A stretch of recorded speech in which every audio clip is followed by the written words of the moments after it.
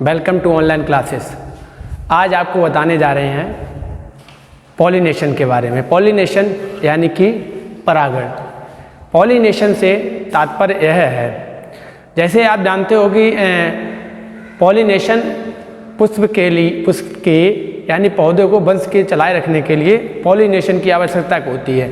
जो flowering plant होते हैं वो तरह तरह की विधियों से पॉलिनेशन करते हैं। तो आज आपको उन विषयों की जानकारी दी जाएगी पॉलिनेशन के बारे में। तो पॉलिनेशन यानी कि परागण। डेफिनेशन होती है परागण की, पराग कोश से पराग कणों का स्फुटन, यानी कि जो पराग कोश होता है उससे पराग कण स्फुटित होते हैं। कहने का मतलब एक तरीके से पराग कण उससे निकलते हैं। तो पराग कोश से पराग कण स्फुटित होकर स्त्री केसर के वर्तिकाग्र तक पहुँचते हैं। तो पराग कोश से पराग कणों का स्फुटन होकर स्त्री केसर के वर्तिकाग्र तक पहुँचने की प्रक्रिया को हम परागण कहते हैं, या आम भाषा में बोले तो पराग कणों का वर्तिकाग्र तक पहुँचने की प्रक्रिया को ही परागण कहते हैं। परागण दो विधियों से होता है, स्वपरागण और परपरागण। ये आपने हाई स्कूल में ऐसा पढ़ा होगा, स्वपरागण और परपरागण। जो आपका जो NCERT के अकॉर्डिंग है उसमें बताई गई हैं, 3 विधियां बताई गई हैं। तो स्वयुग्मन, ठीक है, सजात पुष्पी परागण और परनिषेचन, ये विधियां हैं। कौन कौन सी? स्वयुग्मन, सजात पुष्पी परागण और परनिषेचन, ये विधियां हैं परागकण की, ठीक है, परागण की। तो सबसे पहले आपको हम बताते हैं स्वयुग्मन के बारे में। तो परागण की डेफिनेशन समझ में आई होगी। परागण क्या होता है? देखो, जितने पुष्पीय पौधे हमने बताई दिए थे आपको कि जितने पुष्पीय पौधे हैं उनमें परागण होता है। परागण की विधि से वो जो है अपने वंश को आगे या अपने जैसी प्रजातियों को बढ़ाते हैं, ठीक है। तो ये तो हो जाता है परागण। अच्छा, परागण क्या होता है कि जो परागण होते हैं वो बताई थी हमने, तुमने 10th में पढ़ा होगा आपने, तो वो स्वपरागण और परपरागण के बारे में पढ़ा था। हम बता रहे थे आपको 3 विधियों के बारे में। तो पहली विधि हम आपको स्वयुग्मन के बारे में बताते हैं। तो स्वयुग्मन से तात्पर्य क्या है? उसी पुष्प के परागकण उसी पुष्प के वर्तिकाग्र पर जाके गिरे। अगर जैसे कोई पुष्प है उसके परागकण उसी पुष्प के वर्तिकाग्र पर जाके गिरे तो स्वयुग्मन कहलाएगा। स्वयुग्मन क्या है? उसी पुष्प के परागकण उसी पुष्प की वर्तिकाग्र पर जाके गिरे तो कहलाएगा स्वयुग्मन, ठीक है। स्वयुग्मन के लिए क्या चीज़ें अनिवार्य हैं पौधे के लिए? एक तो पहली चीज़ ये है कि द्विलिंगी होना चाहिए पुष्प। द्विलिंगी का मतलब समझते हो? वे पुष्प जिनमें नर और मादा एक ही पुष्प में हों, वे पुष्प द्विलिंगी कहलाते हैं। जिनमें नर और मादा जन्नांग एक ही पुष्प में हो तो वो द्विलिंगी कहलाते हैं। एक लिंगी अलग अलग होते हैं, जिसमें नर अलग हो मादा अलग हो।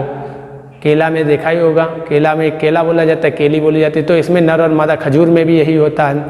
तो इनमें नर और मादा जो है अलग अलग होते हैं। तो नर पुष्प अलग होता है, मादा पुष्प अलग होता है। तो लेकिन स्वयुग्मन के लिए क्या आवश्यक है? एक तो द्विलिंगी होना चाहिए, ठीक है। और दूसरी चीज़ क्या होनी चाहिए? एक तो पुष्प में हमने बताया द्विलिंगी होना चाहिए, और पुष्प में जो है, तो ये तो स्वयुग्मन के बारे में बताया ही था, ठीक है। और ये कुछ और जानकारियाँ दे देते हैं उन्मील और अनुन्मील के बारे में, ठीक है। उन्मील और अनुन्मीलीय, इनका मतलब समझिएगा। उन्मील परागण पुष्प वे पुष्प कहलाते हैं जो हमेशा खिले रहते हैं। यानी हमेशा खिले का मतलब जो पुष्प खिलते हैं उन्हें हम उन्मील परागण पुष्प कहते हैं। आम जानते हो कई पुष्प जो है खिलते ही हैं। तो और अनुन्मीलीय परागण पुष्प वो कहलाते हैं जो हमेशा सदैव कलिका अवस्था में रहते हैं, ठीक है। बेरियोला कुछ बताए गए हैं, तो इस तरीके के एग्जाम्पल हैं इसके। तो उन्मील कौन से होते हैं? वो पुष्प जो खिलते हैं, तो वो उन्मील कहलाते हैं, यानी खिले रहते हैं, और अनुन्मीलीय वो कहलाते हैं जो पुष्प हमेशा कलिका अवस्था में रहते हैं, वो अनुन्मीलीय कहलाते हैं। ठीक है, तो ये उन्मील और अनुन्मीलीय परागण पुष्पों में अंतर होता है। तो स्वयुग्मन एक आपको हमने बताया, स्वयुग्मन जैसे बताया, स्वयुग्मन जो होता है उसी पुष्प के पराग कण उसी पुष्प के वर्तिकाग्र पर जाकर गिरते हैं तो स्वयुग्मन कहलाता है। आगे बताते हैं सजात पुष्पी परागण। तो सजात पुष्पी परागण से तात्पर्य यह है उसी पुष्प के वर्तिकाग्र उसी पादप के किसी दूसरे पुष्प के, देखो क्या होता है कि पादप वही रहना चाहिए लेकिन पुष्प अलग हो जाता है। ठीक है, पादप वाले वो अलग वो ही रहे और पुष्प अलग हो जाए तो वो सजात पुष्पी में आ जाता है। जैसे एक पादप है उसमें एक से अधिक पुष्प होते हैं। ठीक है, अब जैसे कोई एक प्लांट है उसमें एक से अधिक पुष्प हो सकते हैं, तो सजात पुष्पी में क्या होता है कि एक पुष्प के परागकण दूसरे पुष्प के वर्तिकाग्र पर जाके गिरें लेकिन पौधा वही रहना चाहिए। ठीक है, तो इस तरीके के परागकण परागण को हम सजात पुष्पी परागण कहते हैं। फिर से एक बार समझिएगा सजात पुष्पी परागण को। तो सजात पुष्पी परागण क्या है? एक पुष्प के परागकण उसी पौधे के किसी अन्य पुष्प के वर्तिकाग्र पर जाके गिरे, तो ऐसा हमने बताया, लेकिन पौधा वही रहे। तो इस तरीके के हम परागण को सजात पुष्पी परागण कहते हैं। आगे बताते हैं परनिषेचन के बारे में। तो परनिषेचन से ये तात्पर्य है कि इसके लिए अभिकर्मक की आवश्यकता होती है। परनिषेचन के लिए अभिकर्मकों की आवश्यकता होती है, यानी कि एजेंट की। ये बिना किसी सहायता के नहीं हो सकते हैं। तो इनमें जल की आवश्यकता होगी, वायु की, कीटों की, मानव द्वारा, ये सब इनके लिए एजेंट चाहिए होंगे, यानी अभिकर्मक चाहिए होंगे, तब ये परनिषेचन हो पाएगा। अब जैसे बताते हैं, जैसे जो आपने देखे कई पेड़ पौधों पर ये पौधे पर पुष्प पर कीट पतंगे बैठते हैं, तो ये परागण के लिए ये जितने पौधों में खुशबू का होना, पुष्प में खुशबू का होना या उनका रंग बिरंगा होना, तो इस कारण से वो कीट पतंगों को अट्रैक्ट करते हैं अपनी तरफ, जिसके कारण परागण हो सके। कई पुष्पों की तो ऐसी संरचना होती है तो कीट बहुत आसानी से अट्रैक्ट हो जाते हैं, और कीट अट्रैक्ट हो जाते हैं तो परागकण जो होते हैं उन पे आके चिपक जाते, जैसे बैठे कीट पतंगे पुष्प पर बैठने पर परागकण उनके पैरों पे या पंखों पर चिपक जाते हैं, तब वो दूसरी जगह उड़ के वो झाड़ देते हैं इधर उधर। या वायु के माध्यम से कॉटन होते हैं, कॉटन में क्या होता है, हवा चलती है तो उसमें उड़ते हैं कॉटन के कण, तो वो वायु द्वारा परागण हो जाता है। और जल के द्वारा, जैसे सिंघाड़े है, बेल है, तो पूरे पानी में फैलते, वो जल के द्वारा परागण हो जाता है। तो इनके लिए अभिकर्मकों की आवश्यकता होती है परनिषेचन में। तो परनिषेचन में यही होता है कि बिना अभिकर्मक के ये परनिषेचन नहीं हो सकता। तंत्र में इसे परपरागण के नाम से दिया, तो ये परपरागण, ये परनिषेचन एक ही विधि है। तो ये परपरागण का मतलब यही रहता है।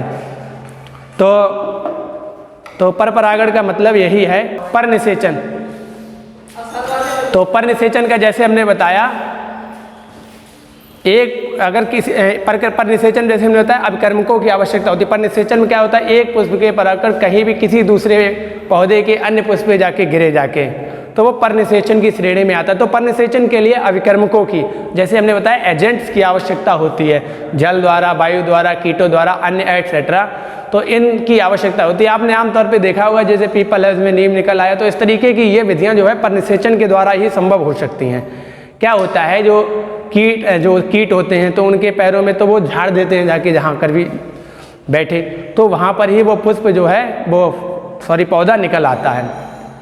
तो परनिषेचन का यही होता है, जल, वायु, कीट एटसेट्रा, इनके माध्यम से इसका जो एजेंट यानी कि कैरियर के रूप में ये कार्य करते हैं। मानव के द्वारा भी, मानव जो है पुष्प जो है एक स्थान से दूसरे स्थान तक फेंक देता है। तो ये सारी जो है परनिषेचन की विधियां हैं। तो परागण क्या है, आपको बताया गया। परागण जो होता है एक पुष्प के वो परागकण वर्तिकाग्र पर जाके गिरे। अगर लंबी डेफिनेशन बोलते हैं तो जैसे ही बताया गया है कि किसी पराग कोश के स्फुटन से, स्फुटन माने यानी फटने से, स्फुटन से जो परागकण स्त्री केसर के वर्तिकाग्र में पहुँचे उस विधि को हम परागण कहते हैं।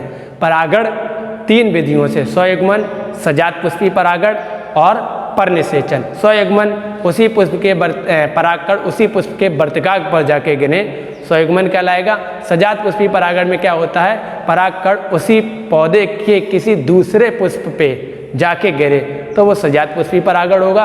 परनिषेचन क्या होता है, परागकण किसी माध्यम के द्वारा, जल या वायु आदि के माध्यम के द्वारा किसी दूसरे अन्य स्थान पे जाके गिरते हैं तो इसे हम परनिषेचन कहते हैं। तो ये 3 विधियां होती हैं परागकण की। पुष्प क्या होता है, एक छोटे से पॉइंट में समझिएगा।